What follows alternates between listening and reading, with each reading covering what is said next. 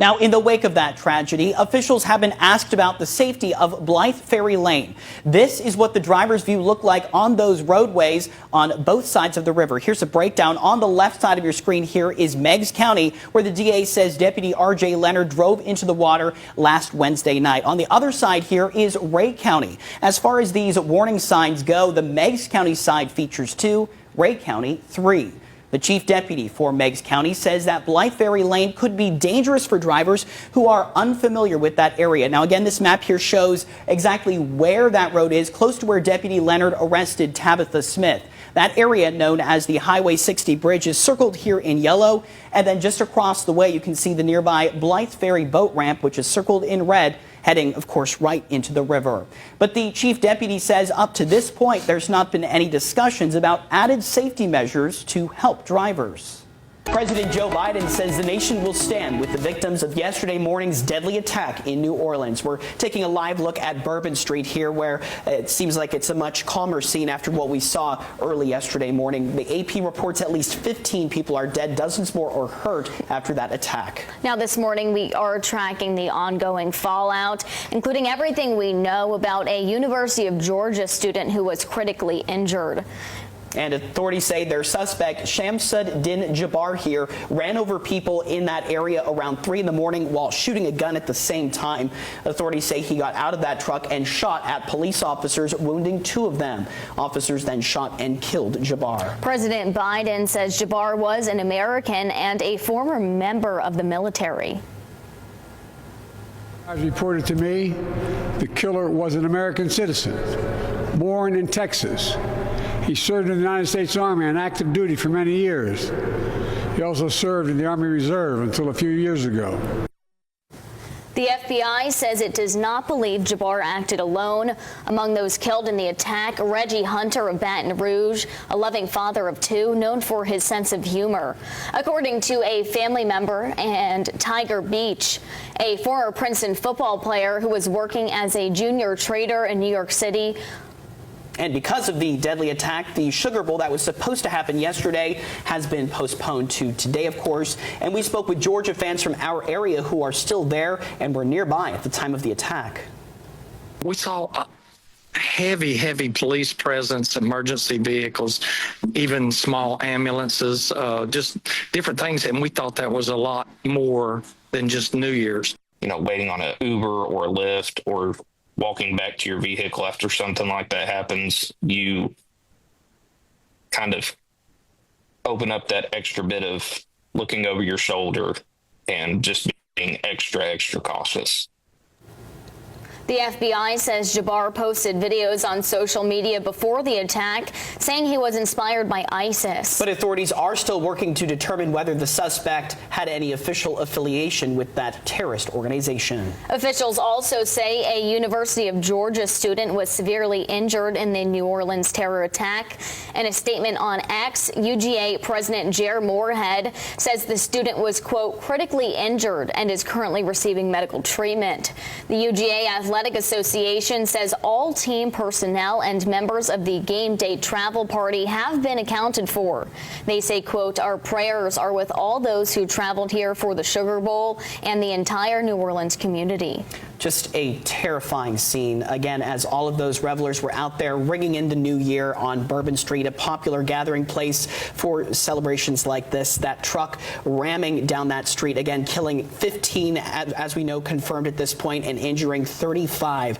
Just terrifying scenes. We've seen images, people who are in the balconies above Bourbon Street, looking down at the scene and seeing the carnage that was left behind. New Orleans police, Hannah, had said that they had measures in place, but that this terrorist Jabbar basically foiled their plans. A really tough situation to see there, Dane. As you said, on social media, just so many videos. You can see that truck barreling down Bourbon Street. People literally jumping, pushing other people out of the way, trying to get out of that situation. Now, obviously, as we said, original reports said 10 people died in this attack. We know that number has unfortunately increased to 15 people, dozens of people injured in the hospital, hoping to recover from this awful tragedy. Now, we know that first responders and police enforcement have been saying that this was a very intentional attack. You can see that it was clear that he knew what he was doing here. There have been talks of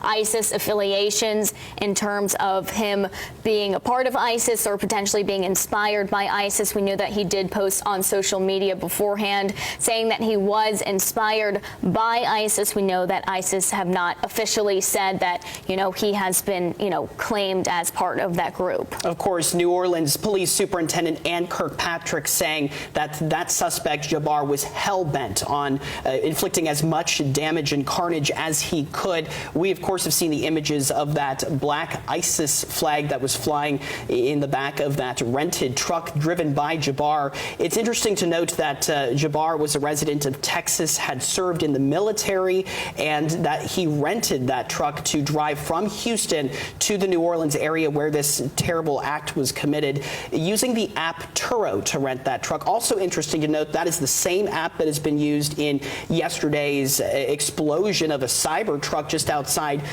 Trump's Las Vegas hotel. We saw those mortars, the fireworks going off, and interesting to see that that app was used for both of those situations that happened the same day. Now, I have to say, I've seen reports on some eerie similarities between this attack and the attack that we saw back in 2017 in New York City. We saw someone rent a truck, drive, kill 8 people there, that New York City attack back in 2017. We know that attack was confirmed to be affiliated with ISIS. They had ISIS memorabilia in the back of that truck as well. So, as we said, there have been no official confirmations of ISIS affiliation, but again, this seems very eerily similar back to what we saw in 2017 in New York City. Now, New Orleans is set to host the Super Bowl just over a month from now, and we heard from New Orleans police that they were actually in the process of replacing some of the bollards, which are the barriers that block cars from being able to travel on Bourbon Street, whether or not they would use hydraulics to raise and lower those.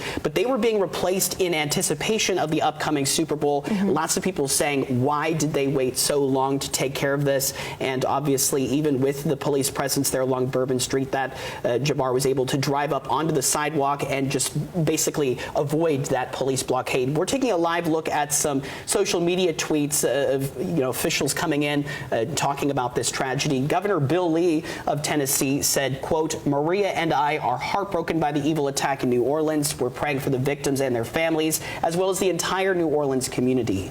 Vice President Kamala Harris also saying last night should have been a joyous celebration of the new year. Instead, a horrific incident occurred that left the New Orleans community mourning.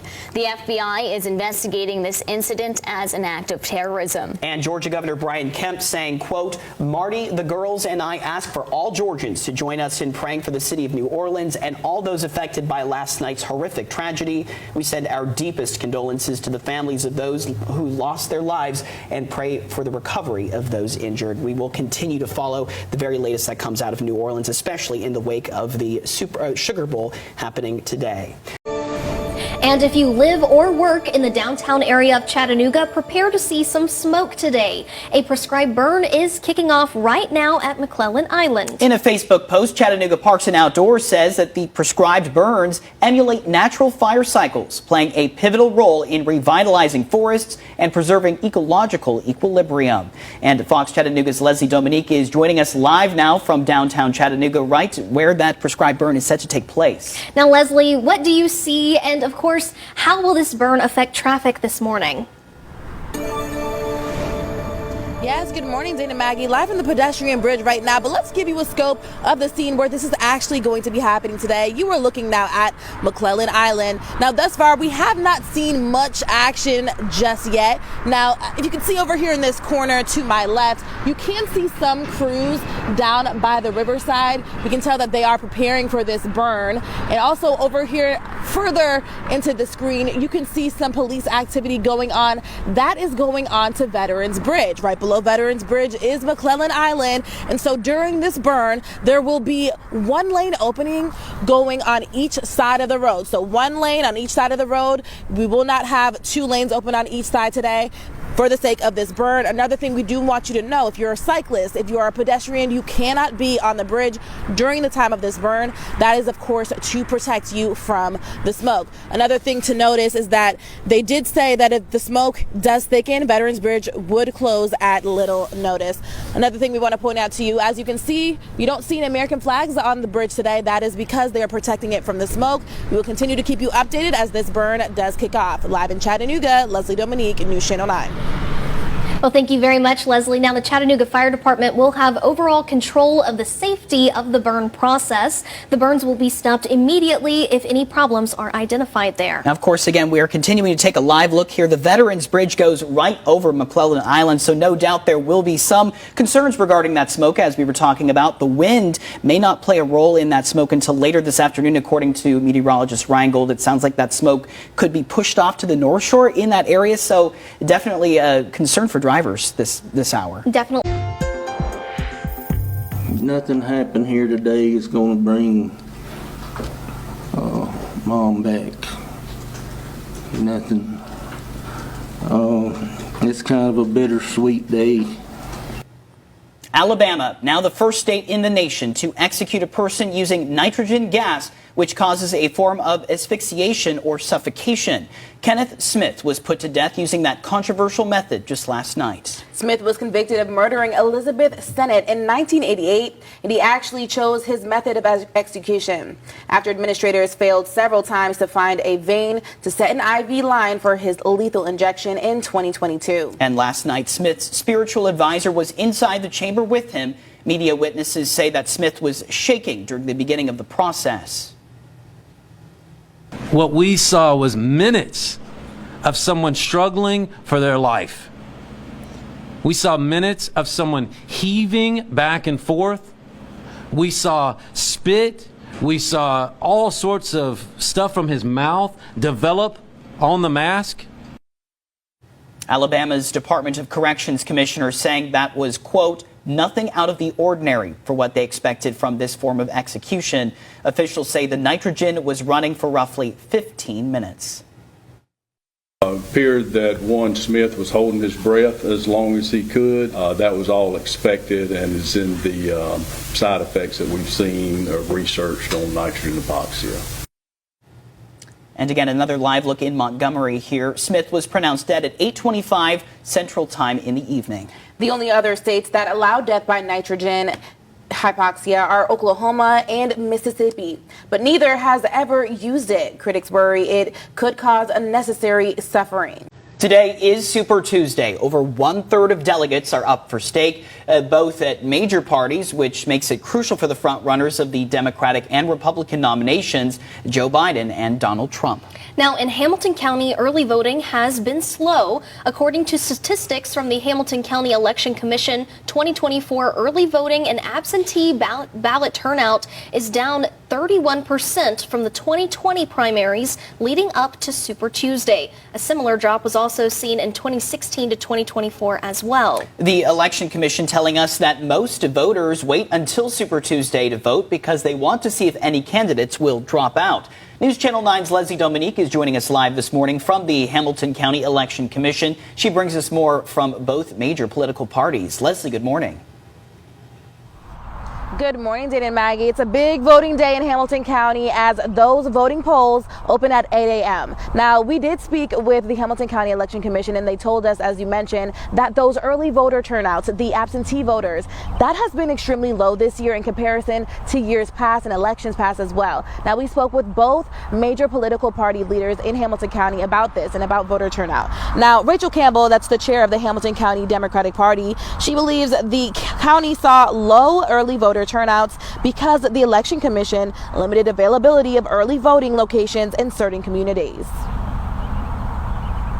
Out of early voting sites, and they made it easier for people in like rural Saudi Daisy and Eastridge to vote, and more difficult for people in the heavily voting districts. Then no, I'm not surprised that early vote turnout is low.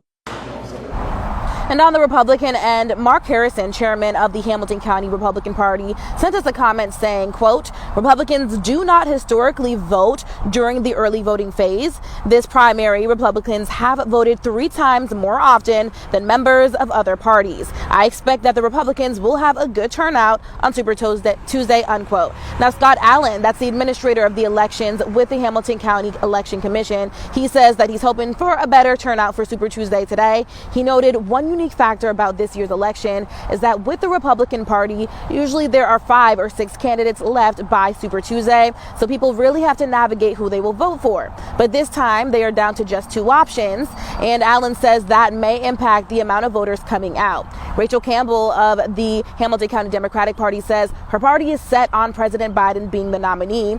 Donald Trump has majorly been leading over Nikki Haley in primaries all over the nation, but Mark Harrison with the Hamilton County Republican Party says he does not expect to see any surprises here in Tennessee. So as you make your way out this morning to those voting polls, make sure that you're double checking online of your voting locations, because the commission has told us that roughly a dozen of those voting locations have changed since the previous election. Voting will be from 8 a.m. until 8 p.m. Live in Chattanooga, Leslie Dominique reporting. All the preparation like to bring 4 star dogs with you up there. So, I mean, they all have very big personalities despite what they're showing you right now, like as far as sitting and laying down and sad faces. And, okay, well, there you go. On cue, the Labrador Retriever.